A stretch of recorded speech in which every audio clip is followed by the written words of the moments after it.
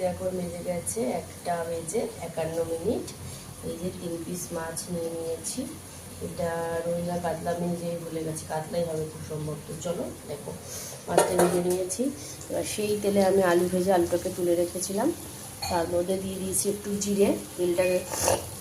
জিরেটা একটু ভাজা ভাজা হয়ে গেলে, সুন্দর গন্ধ বেরোলে ওর মধ্যে কী দিলাম জানো তো? হলুদ, লঙ্কা, জিরে, ধনে একটা বাটিতে জলে গুলে তাই একটু দিয়ে দিয়েছি। একটু আদা ঘষে দিয়ে দিয়েছি, আদা গ্রেট করে, আর একটা টমেটো দিয়ে দিয়েছি। মশলাটা ভালো করে কষা হলে ওর মধ্যে আলু দিয়ে দিলাম। এবার আলু দিয়ে আমি ভালো করে সুন্দর করে নিয়ে নিয়েছি। কালকে জেঠু বাড়িতে গেছি, বাড়ি দিতে এসেছি 12:30টার সময়।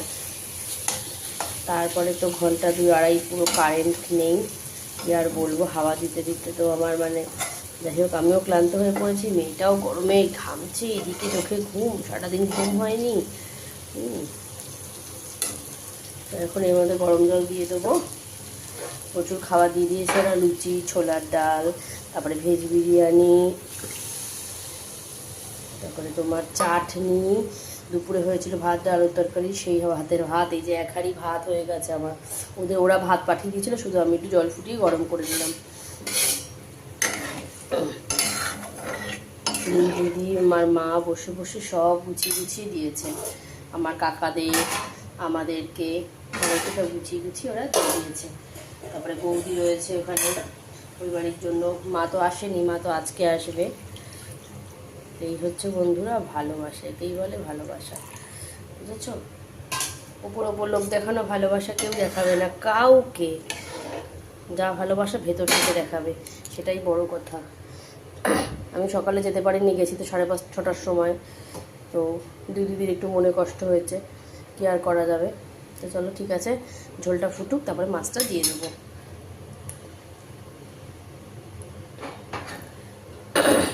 ব্যাপক ঝাল হয়েছে ঝোলটা, আমি পুরো ঘেমে গেছি। এখন আমি স্নান করতে যাবো, আর মেয়ে স্নান করে পুজো দিতে বসেছে। তো চলো এবার একটু খুলে দেওয়া যাক।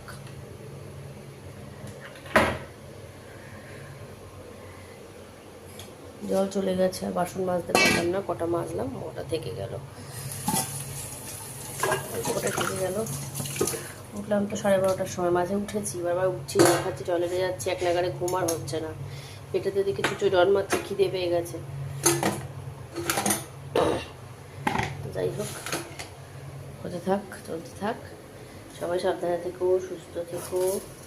আর ব্লগগুলো কেমন লাগছে অবশ্যই কিন্তু কমেন্টসের মাধ্যমে জানিও। টাটা বন্ধুরা।